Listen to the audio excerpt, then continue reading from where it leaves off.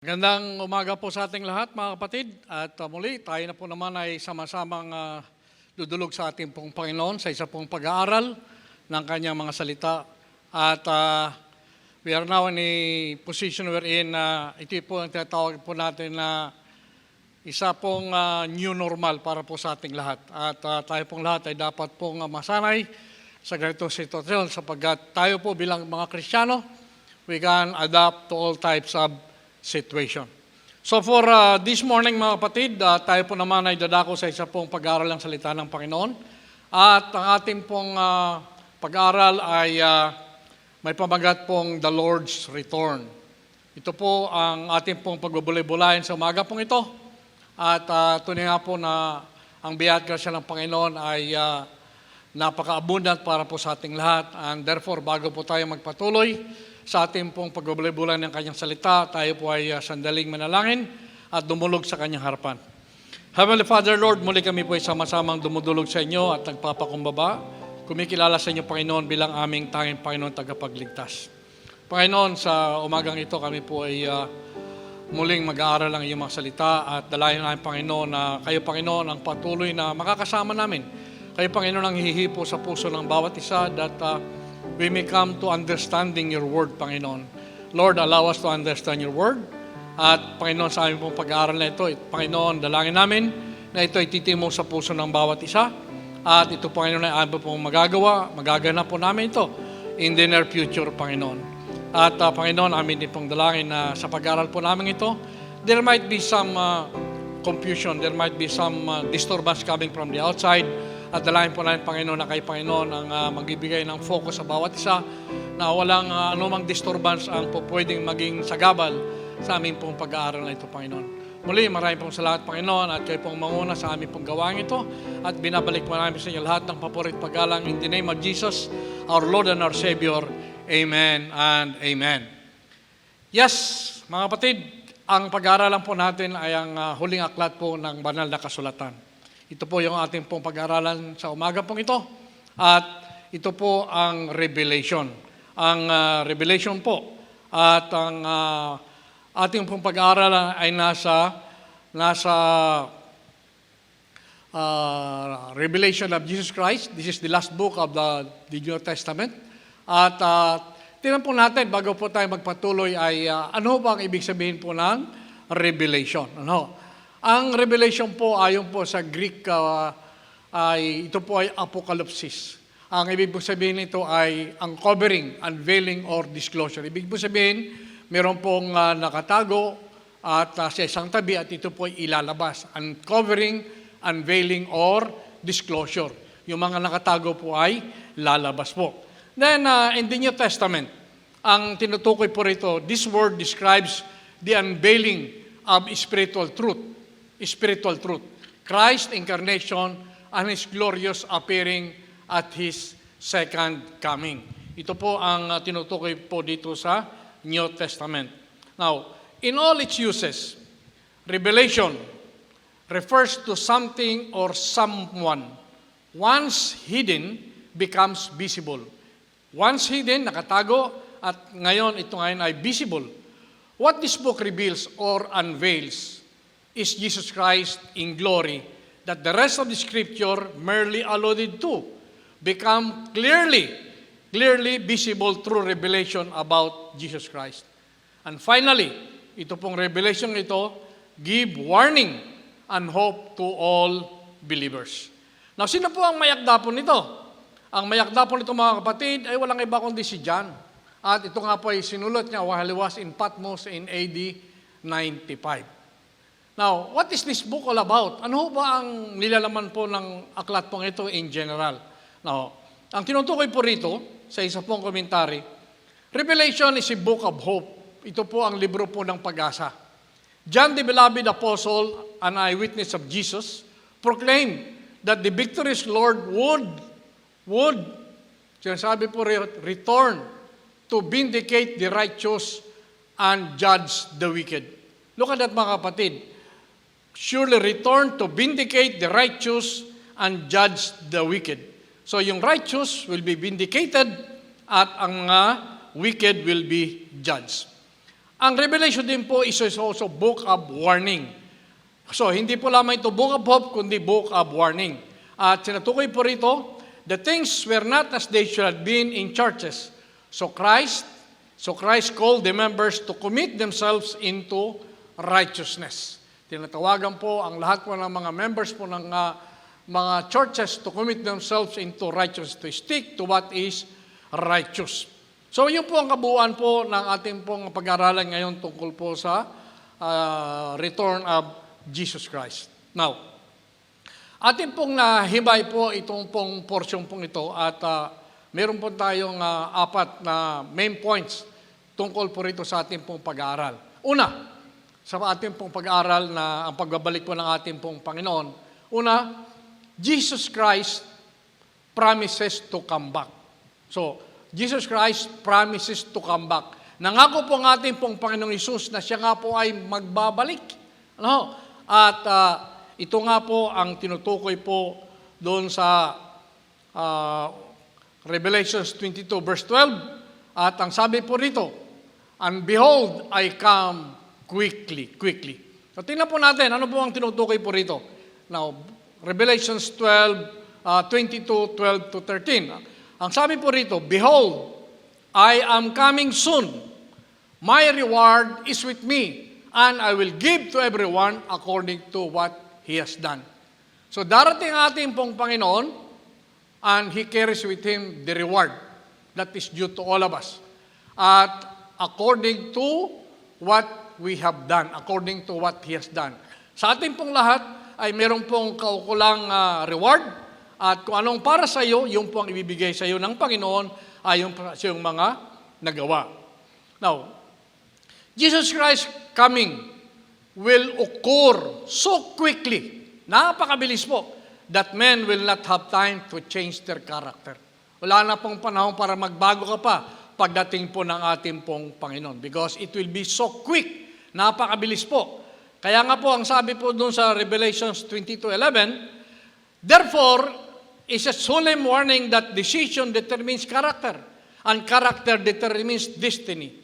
Now, suffering believers might ask, is it worth to live a godly life? Ang sagot po ni John is that yes, Jesus is returning and He will reward you. Ang ating pong Panginoong Hesus ay babalik at tunay nga po na meron pong nag-aantay na reward para sa iyo. Ito pong promise pong ito ay nangyari din po in Revelations 22 verse 7. 22 verse 7. At ang sabi po rito sa 22 verse 7, behold, I am coming soon. Blessed is he who keeps the words of the prophecy in this book. So again, I am coming soon. Siya nagsasalita, I am coming soon.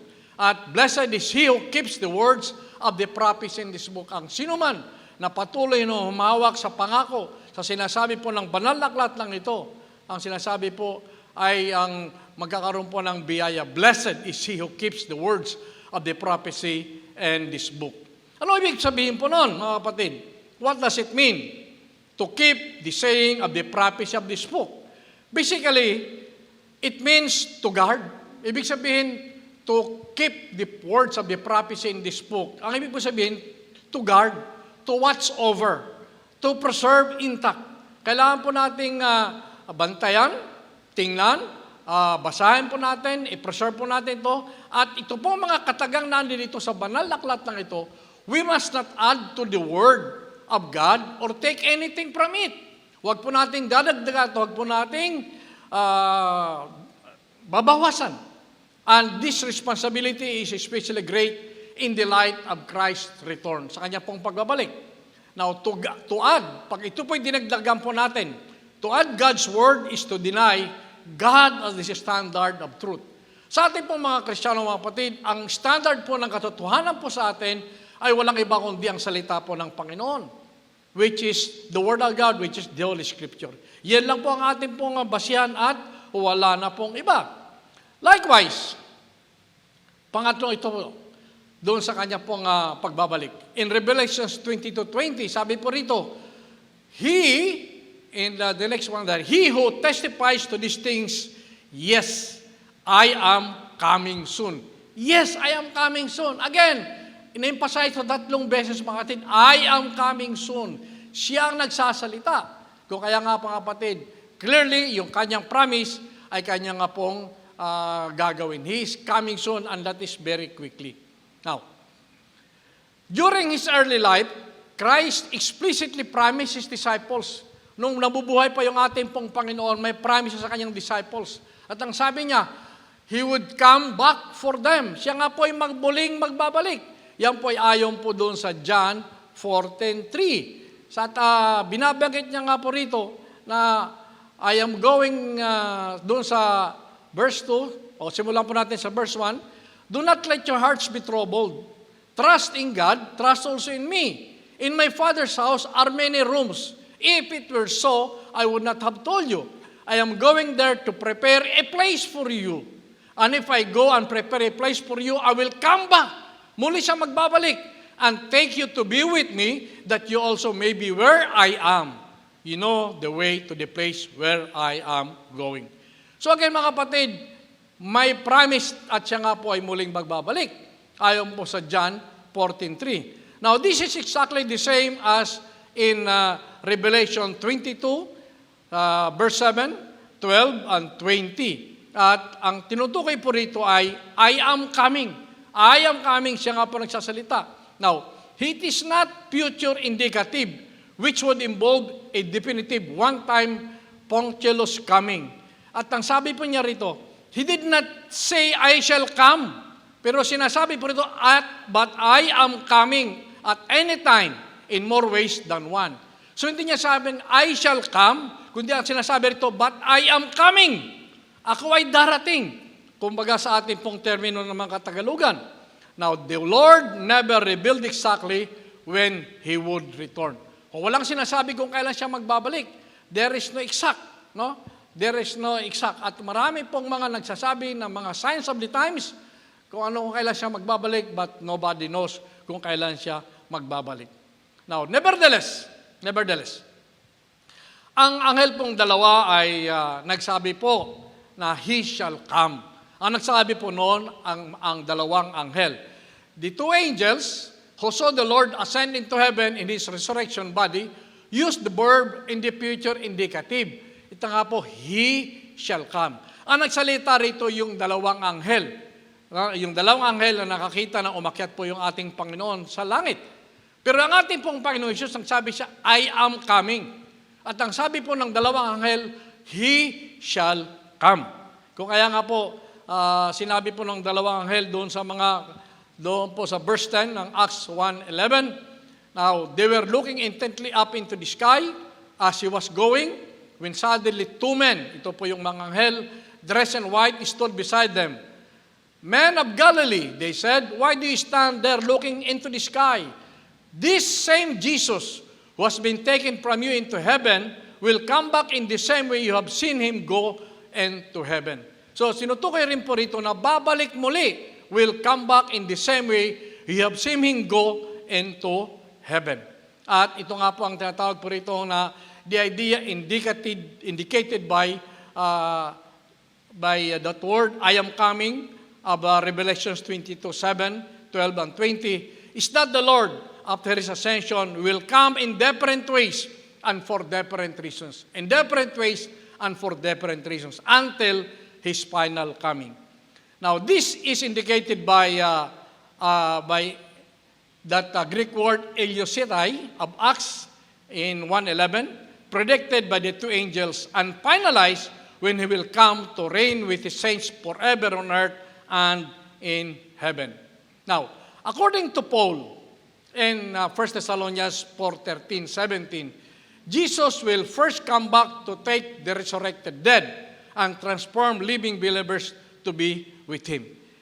The last time around mga kapatid, pinag-aralan natin ito at ang sabi pa nga natin doon sa ating pong pag-aaral dito sa 1 Thessalonians, yung mga naunang namatay na mga kapatiran po natin, ang siya nga pong unang aakyat. At sila nga po ay nandoon po sa balcony, sa first row sila. Sila nga po ang nandoon na unang iakyat po ng ating pong Panginoon. Kaya nga po ang sabi po doon sa verse 13, no? Brothers, we do not want you to be ignorant about those who fall asleep or to grieve like the rest of men who have no hope.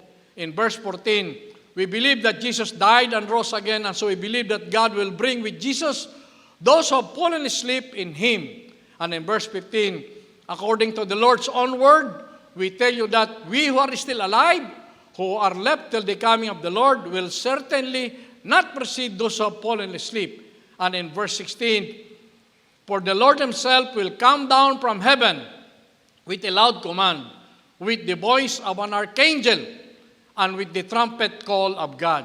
And the dead in Christ will rise first.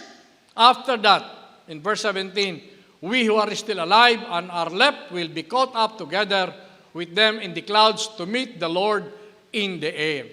And so we will be with the Lord forever.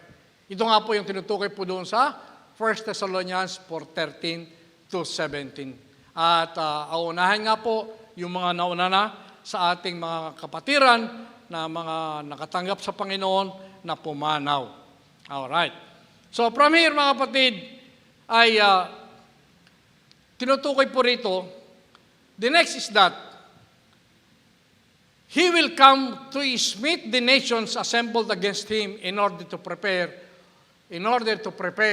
the way for His millennial reign on earth. At ang tinutukoy po rito, yung word that other pronounce it as smite or smite. No? Ang tinutukoy po to chop or other sages to destroy. The nations assembled against Him. Yes, tinutukoy nga po rito na maraming bansa, maraming tao ay mag-ipon-ipon upang labanan ang ating pong Panginoon. Alright? So He will come to destroy them, to destroy these nations assembled against Him in order to prepare the way for His millennial reign for that 1,000 years. Pag tinukay po nating millennial, that pertains to 1,000. Now, sinasabi po rito in verse 11, sinabi po rito, I saw a heaven standing open, and there before me was a white horse, and whose rider is called Faithful and True. At nakalagay po rito, with justice He judges and makes war. Ito nga po yung tutukoy that He will come to smite the nations assembled against Him in order to prepare the way for His millennial reign.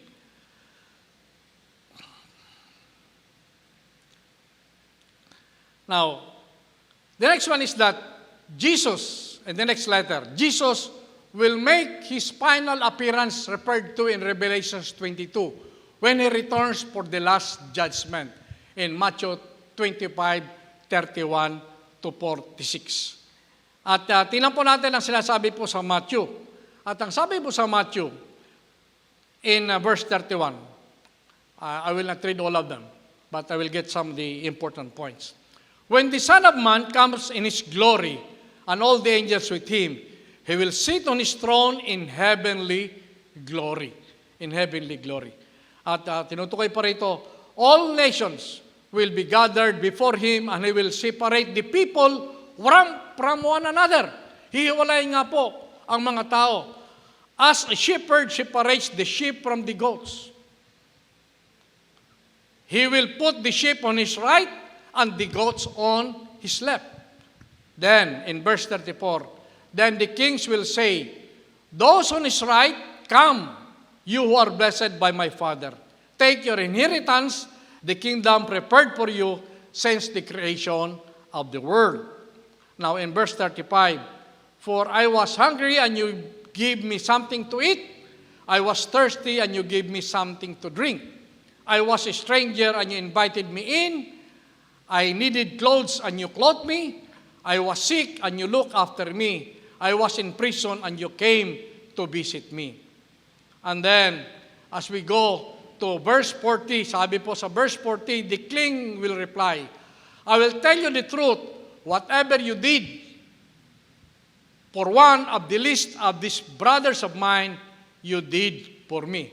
Kung ano man ang ginawa mo na sa aking mga kapatid na ito rin ay iyong ginawa sa akin. And in verse 41, tingnan po natin, then He will say to those on His left, depart from me, you who are cursed, into the eternal fire prepared for the devil and his angels. Those who are on the left, you who are cursed into the eternal fire prepared for the devil and his angels. And in verse 45, he will reply, I tell you the truth, whatever you did not do for one of the least of these, you did not do for me. Yung mga na-omit po nating gawin para po sa mga least of our brothers, hindi mo ginawa para sa akin. And in verse 46, then they will go away to eternal punishment, but the righteous will go to eternal life. Napakaganda po ng sinabi po ng ating pong Panginoon tungkol sa kanya pong pagbabalik. Sa kanyang pagbabalik, magkakaroon po ng paghihiwalay, the sheep from the goats, at yung nasa kaliwa at nasa kanan ay maghihiwalay. At yung mga nasa kanan ay makakasama ng Panginoon at yung nasa kaliwa ay mapupunta sa eternal punishment. Now, second major point po natin mga kapatid, ang tanong, yung bang pagbabalik po ng ating Panginoon ay will it be quickly or suddenly? Gaano ba kabilis ang pagbabalik ng ating pong Panginoon? Kanina binasa po natin 3 times.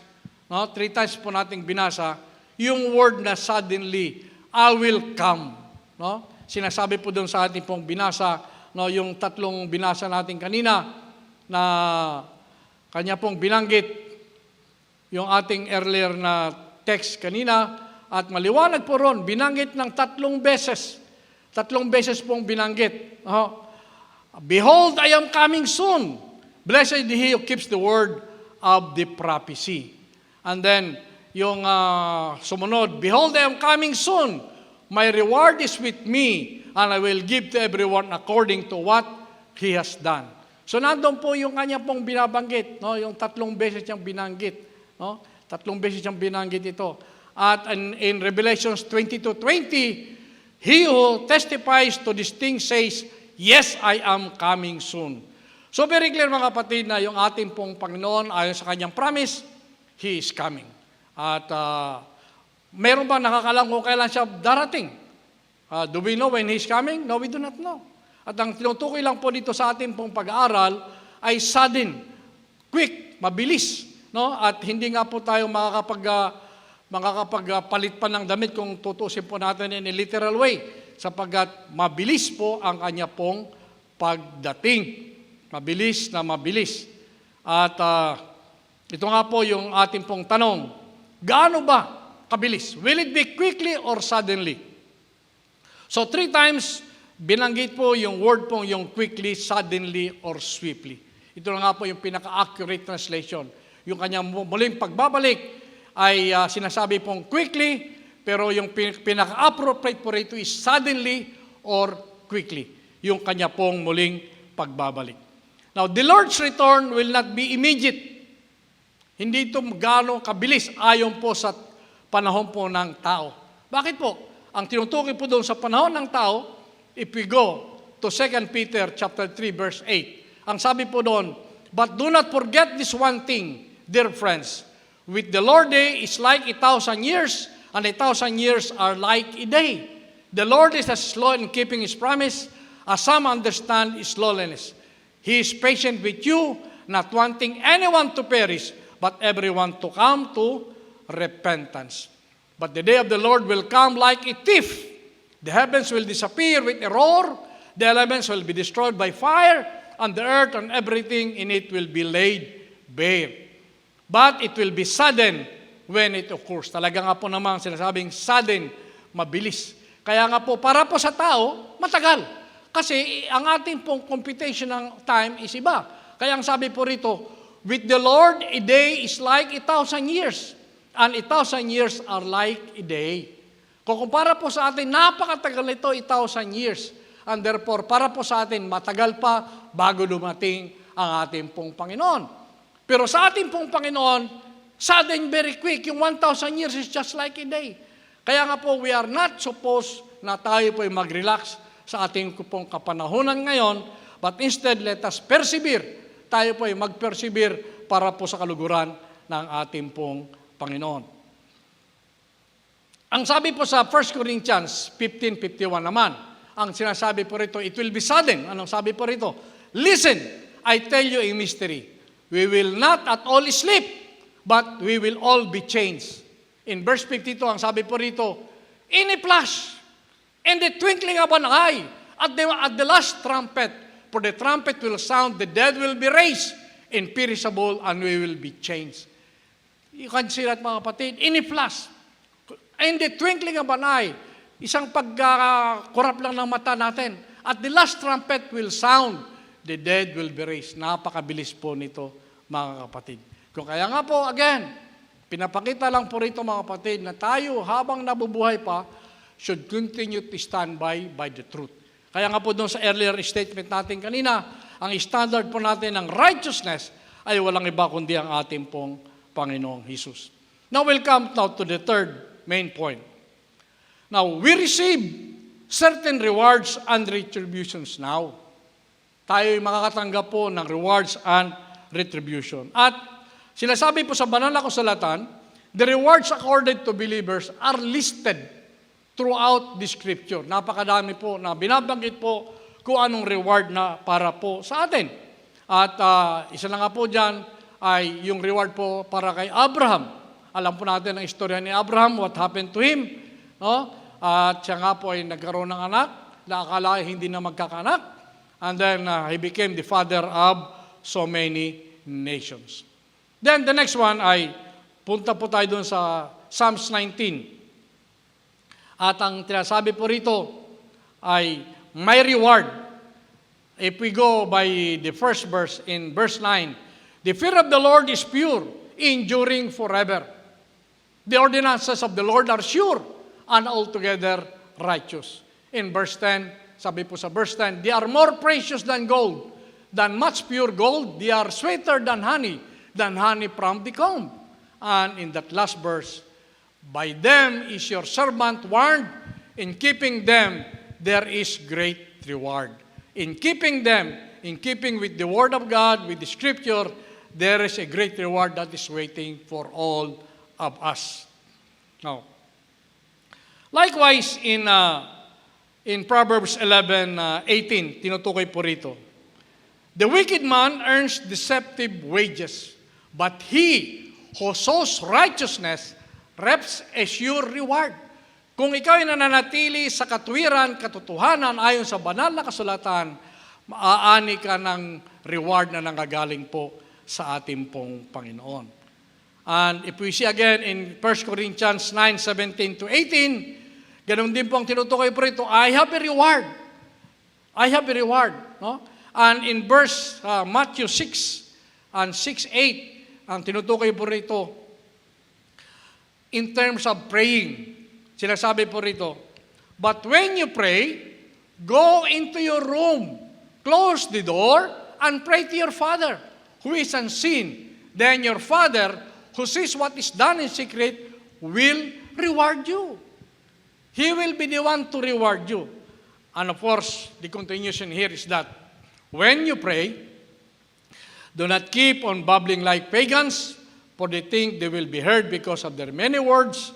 And in verse 8, do not be like them, for your Father knows what you need before you ask them. Alam ng Panginoon kung anong laman ng puso po natin, and therefore siya nga po ang magbibigay sa atin ng kanyang reward that is due to us. Now, para po naman sa mga unbeliever, ano naman ang para sa mga hindi naniniwala sa ating pong Panginoong Hesus and who refuse to accept Jesus Christ as their Lord and as their Savior? Now, there is inherent retribution. Ibig po sabihin retribution, meron pong kaparusahan po ito. Now, look at this. Living estranged from God is the greatest punishment man can inflict upon himself in both the present and the future. The greatest punishment man can inflict upon himself in both the present and the future. Huwag po tayong humiwalay sa Panginoon. No? Kung hihiwalay ka sa Panginoon, ito na yung malaking penalty para sa iyo sa ngayon at in the near future. Kung kaya nga po, let's continue to hang on to the promises and truthfulness of God. Doon lang tayo kahawak sa Kanya. Sapagkat ang sabi po sa 2 Thessalonians again in 3:10, He will pay back trouble to those who trouble you. That is in verse 6. God is just. He will pay back trouble to those who trouble you. And in verse 8, He will punish those who do not know God and do not obey the gospel of our Lord Jesus. They will be punished with everlasting destruction and shut out from the presence of the Lord and from the majesty of His power. So ito po yung mangyayari po sa kanila, yung mga unbelievers. Ito po mangyayari sa kanila. When the time comes, ito po ang pwede pong mangyari po sa kanila. And definitely, this will happen to them. Now, the last point that we would like to discuss for this morning is that pagbalik po ng ating pong Panginoong Hesus, dadalhin niya sa Kanya, dala niya ang final reward and retribution. Dala niya, when He comes back, pagbalik niya muli, ang kaya nga sabi niya, I am coming soon, pagbalik niya, dala niya ang reward. Siya ang may dala na reward para po sa atin. At ang Greek word po na reward, sinasabi po dito is that, ang sabi po rito is, ang Greek word is mistos, which actually means a wage for work done. So kung meron kang matapos gawin, meron ka ulang itong reward. Ang sabi po rito, the Lord will reward us for everything we have done for Him in this life. The Lord will reward us for everything. Ang Panginoon nga po may reward po para po sa atin. We have done for Him in this. Kung ano ang ginawa po natin sa ating pong Panginoon, sa tagal ng buhay natin sa mundong ito, mayroon pong kakulang reward ang Panginoon para po sa atin. For everything. Kung ano man ang ginawa mo, at yan ay ginawa mo para sa kaluguran ng Diyos, then there is that reward waiting for you. Ang Panginoon ay hindi po nagre-renege ng Kanyang promise. Kung anong sinasabi niya, ito po yung Kanyang ginagawa. Kung kaya nga po, ang sabi po doon sa Revelations 12:13, ang sabi po rito, Behold, I am coming soon. My reward is with me, and I will give to everyone according to what he has done. Ibibigay niya ang naukol para sa iyo. So, ano po bang gagawin po natin dito? Of course, kailangan po rito mga kapatid na we have that responsibility of serving the Lord. Tayo nga po ay maglingkod sa ating pong Panginoon. He did the first move. Siya nga po ay binigyan niya sa atin yung kanyang bugtong na anak, and therefore tayo nga po ay tatanggap. Ang sinumang tumanggap sa kanya ay di mapahamak kundi magkaroon ng buhay na walang hanggang. Ang sabi po rito, my reward is with me. Dala ng Panginoon ang reward para po sa atin. Implies that God is mindful of our suffering. Ibig sabihin, alam ng Panginoon kung ano ating pinagdadaanan ngayon.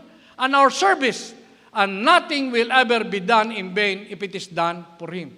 Gawin natin ito para po sa kaluguran ng Diyos. At the judgment seat of Christ, believers will be judged according to their works, and rewards will be given to those who had been faithful. Tandaan po natin, ang ating pong Panginoon will be at the judgment seat. Siya nga pong huhusga po sa atin. We will be there. Matapos po tayong pumanaw sa mundong ibabaw na ito, haharap tayo sa Kanya. At pagharap natin sa Kanya, you either go to the left or you either go to the right. Doon po sa maluwag na daan at doon po sa makipot na daan. At ang sabi nga po rito in Matthew 20, kagaya din po ito doon sa landowner, no? Ang ating pong Panginoong Hesus will decide kung ano nga po ang para po sa atin. No? He agreed to pay them, babayaran tayo ng Diyos, bibigyan tayo ng reward ayon sa kanyang kagustuhan. Now, the terrible retribution for unbelievers. Terrible, ibig sabihin terribly. Napakabigat po nito pag tinabi ng terrible retribution. On the other hand, will be denial of entry into the heavenly city and an eternity spent outside of God's love in total depravity. Napakasakit ito mga kapatid sa mga tao pong nag-reject sa ating pong Panginoong Hesus. No? The unbelievers who did not believe in Jesus Christ as their Lord and as their Savior will be denied of entry into the heavenly city. Hindi po sila tatanggapin doon. At in eternity, ibig sabihin, walang katapusan, outside of God's love. Kung kaya nga po, makikita po natin yung mga kapatid na the moment we die, tapos na po ang boxing. Then, when we die, the sentence is there already. Wala na pong kasunod yan. Wala ka na pong chance. Kagaya po ng ating pong natutunan sa mga katuruan sa atin, na kahit yung mga namatay ay ipinapanalangin pa para yung kaluluwa pupunta sa langit. Mga kapatid, we are doing that grave error. Sapagkat magkakaroon lang po tayo ng panahon magbago while we are still alive on this earth.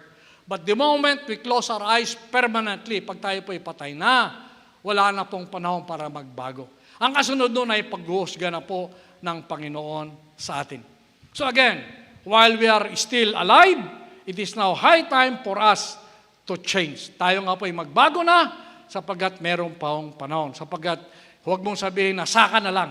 Yung ugala po natin na manyana habit, bukas na lang, kung mangyari na ngayon ang pagbabalik ng Panginoon, we do not know when, then we are ready for that. At dito po tinutukoy din po in Matthew 25:41-46. No? At sa dalawang verse po ang atin pong kinuha, tinutukoy po dito in Matthew 25:41. Sabi po rito, then he will say to those on his left, depart from me, you who are cursed, into the eternal fire prepared for the devil and his angels. Ito nga po yung mga nasa kaliwa niya. Yung nasa kanan niya. Sinasabi po in verse 46, then they will go away to eternal punishment, but the righteous to eternal life. Yes, para po sa mga righteous na sumusunod sa ating pong Panginoon, then that will be good for them sapagkat sila nga po ay pupunta po sa kaharian ng ating pong Panginoon. Now, let's now come to our life application. So alam po natin, may promise ang Panginoon, no? At gaano kabilis ang kanyang pagdating, sabi natin, very sudden. At pangatlo, alam po natin na mayroong pong reward na nag-aantay doon sa mga tao na sumusunod at saka hindi sumusunod. At ang pangapat, ang reward ay dadalhin po ng ating pong Panginoon when He comes back. Now, ang next po natin titingnan dito ay ang pamumuhay. How are we going to see this sa ating pong buhay, mga kapatid? Now, ganito po. In our life application, though Satan's power may temporarily increase, no? Habang tumatagal po ang panahon dito sa mundong ito, mapapansin po natin na ang kapangyarihan po ni Satan ay lumalakas. No? Huwag po tayong malungkot at huwag po tayong ma-lead astray nila. Huwag po tayong makuha nila. Sapagkat remember, God is all-powerful and He is in control. Kahit ano po mangyari po sa panahon ngayon, He is in control. Kaya kahit sabihin natin, napakalakas ng kalaban, ang tukso left and right, sufferings, persecution left and right, don't worry because God is all-powerful and He is in control. Now, para po sa atin, He will bring His true family safely into eternal life. Sa lahat po ng mga natanggap sa ating pong Panginoon, sigurado, sinasabi niya rito, He will bring His true family safely into eternal life. So, nandun po yung pangako ng Panginoon, eternal life. Because He cares for us, we can trust Him with our very, very life. Now, next one. Ang assurance ng pagbabalik ng Panginoon gives suffering Christians the strength to endure. Yes, alam po natin mga kapatid, we have that hope that He is coming back. Kaya nga kung ano man ang pinagdadaan natin ngayon at our time today, persecution, hirap, may sakit ka, problema mo, left and right, no? At marami pang tumutulig sa atin bilang Kristiyano. Dahil ang sabi po rito, ito nagbibigay sa atin ng pag-asa, that strength that God is coming back. Now, we can look forward to His return as King and Judge. We are looking forward to that. Kaya nga po, pag mamatay ito pong katawan natin sa lupang ito, we have still a glorified body kasama natin ng Panginoon. Ito pong ating katawang lupa ay talaga po namang babalik sa lupa. Kaya nga po, pag nagkaroon po tayo ng glorified body kasama natin ng ating Panginoon, there is no more sakit, no? Hindi na tayo magkakasakit, wala nang lungkot, no? At wala nang ospital, wala nang sementeryo, and all of that, sapagkat we are now safely in the hands of our Lord and Savior Jesus Christ. And number 4 there mga kapatid, since no one knows the time when He will appear, wala pong nakakalam when He will appear, we must be ready at all times by keeping our faith strong. By keeping our faith strong. Now, victory is sure for those who resist temptation. Sigurado po tayo mga kapatid na ang ating pong tagumpay ay pag tayo po ay nag-resist ng temptation and make loyalty to Christ their top priority. Ang ating pong top priority, walang iba kundi ang ating pong Panginoong Hesus. Now, evil and injustice will not prevail forever. Huwag kayong mag-alala mga kapatid sa ating pinagdadaanan ngayon. Now, we have this COVID and all of those hardships that we are undergoing, ang hirap ng buhay. Huwag kayong mag-alala mga kapatid. Sinasabi rito, evil and injustice will not prevail. God's final judgment will put an end to this. Pagdating po ng ating pong Panginoon. And we need to be certain of our commitment. Kailangan lang po yung commitment po natin sa ating pong Panginoong Hesus. If we want to escape this great and final judgment. Kung nais po nating maka-escape sa great and final judgment, then ang kailangan lang po natin yung ating pong total commitment sa ating pong Panginoong Hesus. And that last word there, mga kapatid, look at that. No one who rejects Christ will escape God's punishment. No one no one who rejects Christ will escape God's punishment. That is very sure. With that, mga kapatid, ay natalakay po natin ng isang napakahalagang bagay, ang assurance na yung ating pong Panginoong Hesus ay muling magbabalik. I will come. I will surely come. At hanggang dito po lang mga kapatid, and we'll see you again in our next scheduled Sunday service by next Sunday again in this type of platform. To God be all the glory, all the honor, and all the glory ay para po lamang sa ating pong Panginoon. And as we close, tayo nga po ay muling manalangin. Heavenly Father, Lord, muli kami po ay sama-samang dumudulog sa inyong harapan. Kami po ay nagpapakumbaba at nagpapasalamat, Panginoon, sa isa pong maikling panahon na inyo pong pinagkaloob sa amin upang mapag-aralan muli ang inyong mga salita, Panginoon. Tunay nga mo, Panginoon, na sa panahon ngayon ay kaliwat kanan, Panginoon, ang persecution, kaliwat kanan ang tukso, ang temptation, Panginoon, ang trials na nangyayari ngayon sa aming pong buhay, Panginoon. Salamat, Panginoon, sapagkat binigyan kami ng pag-asa, ang pag-asa, Panginoon, na muli po kayong magbabalik upang ibigay ang reward that is due to all of us. Panginoon, marami pong salamat. At muli, sa amin pong pagsamantalang paghiwalay, Panginoon, dalangin po namin, Panginoon, na ito pong amin pong napag-aralan sa magang ito, ay amin pong may pamumuhay at may pamamahagi po namin, Panginoon, magsimula po sa aming pamilya, sa aming pong mga relatives, Panginoon, at sa aming pong mga kapitbahay, Panginoon, and to all the others, na kung magkaroon kami ng chance ang makapag-minister po para po sa kanila, Panginoon.